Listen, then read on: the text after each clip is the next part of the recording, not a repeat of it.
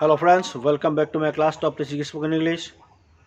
Friends, today I have taken some important sentences for you. If you practice these sentences in your daily life conversation, you can speak English and fluently. Friends, আজি মই আপোনালোকক মোৰ class top teaching spoken ইংলিছলৈ স্বাগতম জনাইছোঁ। যিসকলে মোৰ ক্লাছটো নতুনকৈ চাই আছে বা নতুন ভিউৱাৰ তেওঁলোকক মই অনুৰোধ জনাম যাতে মোৰ ক্লাছটো তেওঁলোকে মোৰ চেনেলটো ছাবস্ক্ৰাইব কৰে আৰু প্ৰথমৰ পৰা শেষলৈকে যাতে ভিডিঅ'টো চাই। যদি ইংৰাজী শিকিবলৈ ইচ্ছা আছে তেতিয়াহ'লে যাতে অলপ মনোযোগেৰে শুনে, প্লাছ মোৰ ক্লাছটো যদি তেওঁলোকে স্ক্ৰীনশ্বট মাৰি ৰাখি নাইবা মোৰ কোৱাৰ লগে লগে কৈ গাই তেওঁলোকে শিকিবলৈ যত্ন কৰে, তেতিয়াহ'লে নিশ্চয় ইংৰাজী শিকিব পাৰিব। গতিকে মই বেছি দেৰি নকৰি আৰম্ভ কৰিব লৈছোঁ। একেবাৰে দৈনন্দিন জীৱনত আমি ইউজ কৰা কিছুমান সৰু সৰু চেণ্টেন্স, আমি কেনেকৈ কথাবিলাক আৰম্ভ কৰিম, ইংৰাজী কোৱা কেনেকৈ আৰম্ভ কৰিম বা কেনেকৈ আমি ইংৰাজী শিকিম তাৰ কেইটামান বাক্য ট্ৰান্সলেশ্যন। গতিকে আৰম্ভ কৰিব লৈছোঁ যে কি আজে বাজে বকিছা। হয়তো কোনোবাই কিবা কথা এটা কৈ আছে, কোনোবাই তেনেকুৱা উল্টা পুল্টা কোৱা কথা কৈ থকা দেখিলে হয়তো আমি খঙতে কৈ দিওঁ হোৱাট ননচেন্স। সেই কি আজে বাজে বকিছা যে হোৱাট ননচেন্স, এই কথাটো এনেকৈ ক'লেই হৈ গ'ল, হোৱাট ননচেন্স।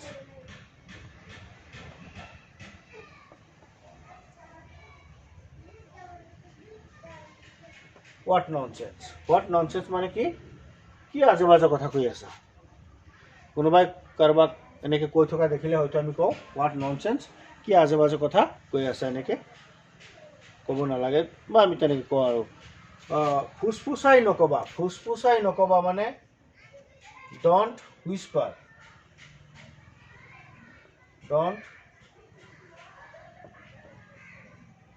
ডণ্ট হুইস্পাৰ। হুইস্পাৰিং মানে হ'ল, হুইস্পাৰ মানে হ'ল ফুচফুচাই কথা কোৱা। ডণ্ট হুইস্পাৰ, ডণ্ট হুইস্পাৰ, হুইস্পাৰ মানে নকৰিবা, মানে ফুচফুচাই কথা নক'বা। মই তাক ধমক দিছোঁ, মই তাক ধমকি দিছোঁ, মই তাক ধমকি দিছোঁ। আই স্কল্ডেড হিম, আই স্কল্ডেড হিম। আই স্কল্ডেড হিম মানে মই তাক ধমকি দিছোঁ, মানে দিছিলোঁ, একচুৱেলি দিয়াৰ কথাটো কমপ্লিট হৈ গ'ল। আৰু ৰিবিউকড মানেও গালি পৰা। আই ৰিবিউকড হিম, মই তাক গালি পাৰিছিলোঁ বা গালি পাৰিছোঁ, মানে মই তাক ধমকি দিছোঁ বা মই তাক গালি পাৰিছোঁ। কিবা এটা ভুল কৰাৰ কাৰণে মই তাক এনেই অৰেল হিচাপে, মৌখিক হিচাপে মই তাক শাস্তি এটা দিছোঁ আৰু মানসিক হিচাপে মই তাক ধমকি দিছোঁ বা মই তাক গালি পাৰিছোঁ। তোমাৰ নাম বানান কৰা। ছাত্ৰ এজনক বা গাৰ্জেনে ল'ৰা ছোৱালীক তেনেকৈ তোমাৰ নামটো বানান কৰা। স্পেল ইউৰ নেম, স্পেল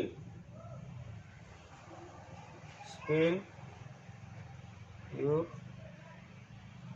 নেম, স্পেল ইউৰ নেম, তোমাৰ নাম বানান কৰা। তাৰপিছত আছে বহিয়েই থাকা, বহিয়েই থাকা। হয়তো লিখা পঢ়াতও অলপ কেঁচা মানে গেধা টাইপৰ, তাক আমি পঢ়িয়েই থাকা বা বহিয়েই থাকা, উঠিব নালাগে, তেনেকুৱা ক্ষেত্ৰত আমি তাক ক'ম যে ৰিমেইন চিটেড,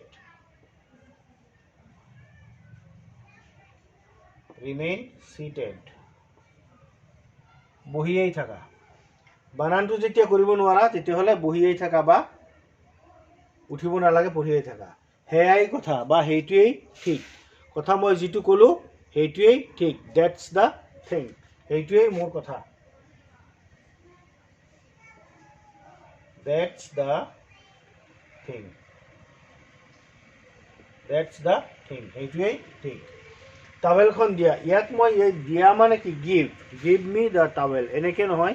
এই কথাটোক মই এনেকৈ ক'ব বিচাৰিছোঁ, ধৰি লওক যে মই এটা টাৱেল কাৰোবাক মই দি আছোঁ, এনেকৈ যে টাৱেলখন দিয়া, মানে মই এজনক দি কৈছোঁ যে অমুকক টাৱেলখন দিয়া, টাৱেলখন দিয়া। এজনৰ দ্বাৰাই আন এজনক যেতিয়া দিয়া হয় তেতিয়াহ'লে সেই টাৱেলখন দিয়াৰ কথাটো হ'ব pass, pass the towel, pass the towel. ইয়াত আমি প্লিজ ইউজ কৰিব পাৰোঁ, পাছ দ্য টাৱেল প্লিজ, টাৱেলখন তাক দিয়াচোন, বা মই এজনক দি তাৰপিছত কৈছোঁ নেক্সটজনক টাৱেলখন দিয়াচোন, এনেকৈ আমি ক'ম পাছ দ্য টাৱেল প্লিজ। এজনে আনজনৰ দ্বাৰাই কিবা কৰালে এনেকৈ আমি ক'ম। তাৰপিছত বা মোকো যদি কোনোবাই দি আছে তেতিয়া আনৰ পৰা, তেতিয়া পাছ ইউজ কৰা হয়।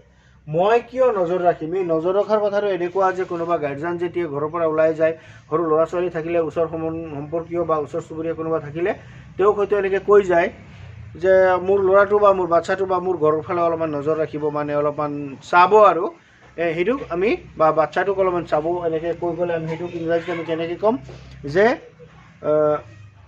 মানে মই কিয় নজৰ ৰাখিম কথাটো এনেকৈ হোৱাই শুড আই কেয়াৰ মই তাক কিয় খবৰ ৰাখিম বা মই কিয় তাক নজৰ ৰাখিম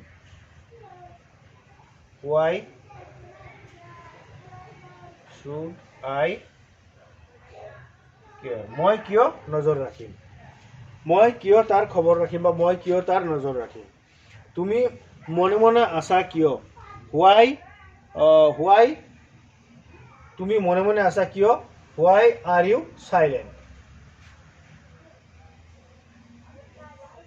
Why are you silent? Why are you silent? তাৰপিছত মুখ আহি চোৱা এই কথাটোক এনেকৈ কোৱা হয় ফোনত হয়তো বাই চান্স কোনোবা গাৰ্জেনে বা যিকোনো এজনে গাৰ্জেনে হওক বা যিকোনো এজনক বাই চান্স তেওঁৰ কিবা এটা বেমাৰ হ'ল শাৰীৰিক অসুস্থতা অৱস্থাত তেওঁ হয়তো কৈ আছে আহা আহি মোক চাই যোৱা তেতিয়া তেনে ক্ষেত্ৰত আমি এই কথাটোক ইয়াত যে কোৱা হৈছে মুখ আহি চোৱা এই কথাটোক আমি ইংৰাজীত কেনেকৈ ক'ম কাম and C me come and C me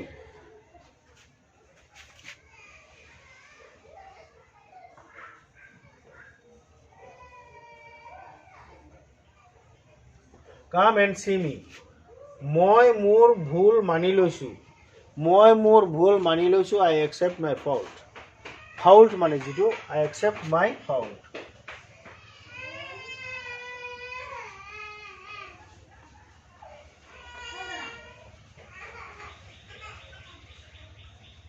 I accept my fault. মই মোৰ ভুল মানি লৈছোঁ মই ভাল মাৰ্ক পোৱাটো আশা কৰোঁ বিষয়টো এনেকুৱা কোনোবা ল'ৰা বা ছোৱালীয়ে নাম্বাৰ হয়তো ভালকৈ পোৱা নাই হয়তো ঘৰত কিবা কাজিয়া হৈ গ'ল গাৰ্জেনে হয়তো কৈ আছে মই একো বুজি নাপাওঁ মই তাৰ ভাল মাৰ্ক পোৱাটো আশা কৰোঁ I expect to get good marks